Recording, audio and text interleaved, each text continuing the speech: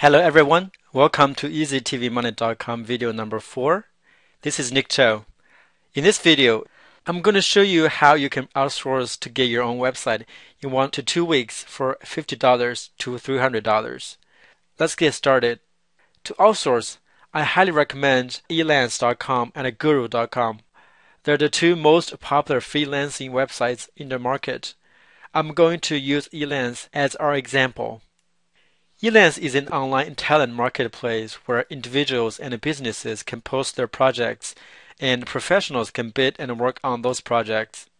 They have hundreds, if not thousands, of web design professionals.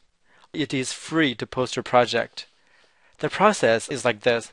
First, you provide a project description for your website and post your project. Professionals will place their bids on your project.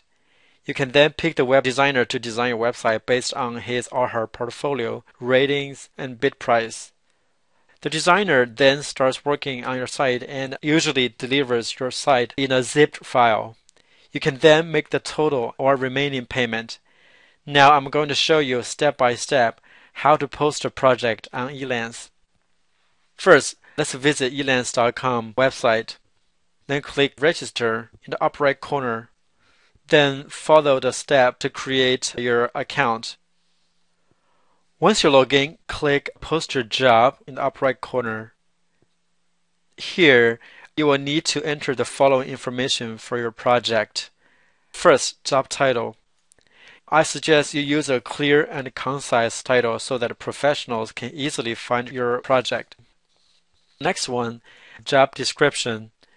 You need to provide a concise but a clear description of your website. However, you shouldn't disclose any personal or private information. For example, it might not be a good idea to put your domain name in your description. You can use the template that I regularly use for this purpose. Feel free to change this template as you see fit. Once you're done, let's move on to the next one, attachment. I usually only send attachments to providers who I like and who have already submitted their bids, so you can leave this unchanged. Next, category. There are two levels of category here. The first level should be web and programming, and the second level should be website design. Next one is specific skills or groups. I suggest that you choose the following three.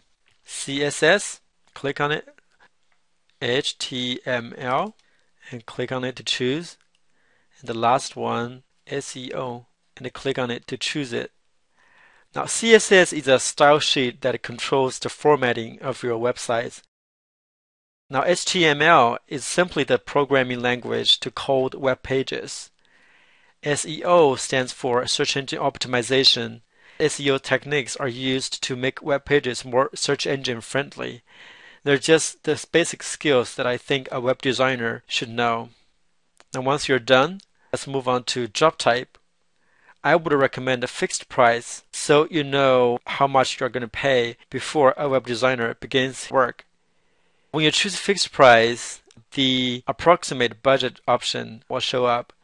You should choose between $50 and $500. Now advanced options. Click on Show Options and you can see more options to choose. Now you can leave most, if not all, options as it is. Once you finish this form, click Continue to post the project. You can also save the project to post it later. Now here I'm just going to click Continue. Now next, it asks you to pick the posting type. The standard free type is sufficient. Next, it asks you to review your posting. When you're done, click Confirm and Post. Now you have successfully submitted your first project on Elance. What happens next is that web designers will submit their proposals for your project and may also contact you in the message boards. You should review these proposals and select the provider you want to work with. A typical proposal should look like this. Here you can click on the bidder's name to view his or her profile and portfolio. I'm going to click on that. On the profile page, You can see some overview information for the provider and also some of the past projects that she has worked on.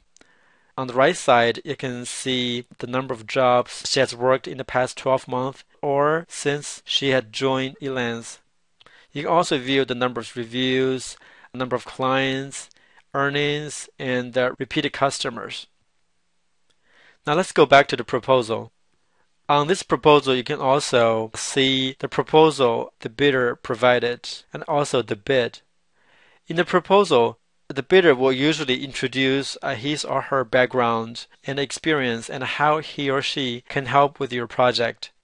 You can directly contact the bidder through message board, instant messenger, and phone with your questions. Under my notes, you can add your own notes about each provider. You can also decline the proposal by clicking on the decline link or award the project to this provider by clicking select. Now, what should you look for in a good service provider? I usually look at a combination of factors, roughly in descending order of importance, in my opinion. The first thing I would look at is the proposal here. The proposal should be well written and address your concerns and answer any questions you might have in your job description.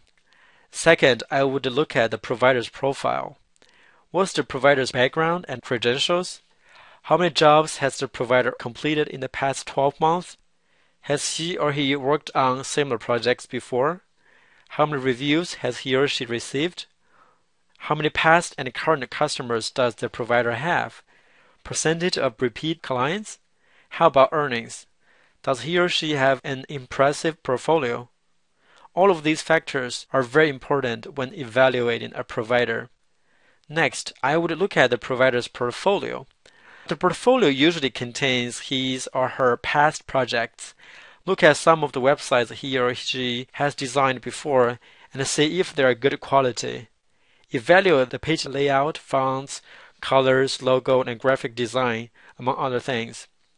Now, last but not the least, you should feel comfortable with the bid and the provider's payment terms. Some service providers may require that you make part of the total payment in advance before they start to work. This is normal, especially for experienced professionals. They want to make sure that they will receive at least some reward for their work because some employers may not be satisfied with their work and refuse to pay. There are also cases where some employers are irresponsible and just don't want to pay for other people's work. Please note that the price is actually low on the list. I would rather pay $200 for a professionally designed website than $50 for a poorly designed one. Now, in this process, you should feel free to contact providers if you have any questions or you want them to provide you with sample websites they have designed before. Once you are confident that you have found the right web designer for you, communicate with the bidder and clarify with him or her your expectations and provide more information about your project. When you're ready, click the select green button next to the proposal and award the project. What happens next is that the provider you select will accept your project and send you an agreement. Once you accept it, he or she may begin work immediately or ask you for a part of the payment beforehand. There are two steps to make a payment in Elance if you choose to use Elance escrow. First, you need to fund your Elance escrow account. Then you need to release the fund from your escrow account to the provider.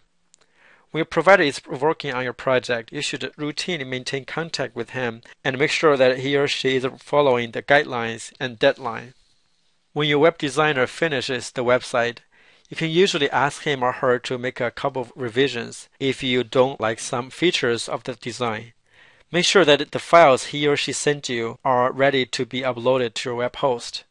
Then you can make the payment and provide feedback to his or her service. Now that you have your website, you need to upload it to your web host so that other people can view it on the internet. You will need the software FileZilla, which you should have downloaded in video number 1.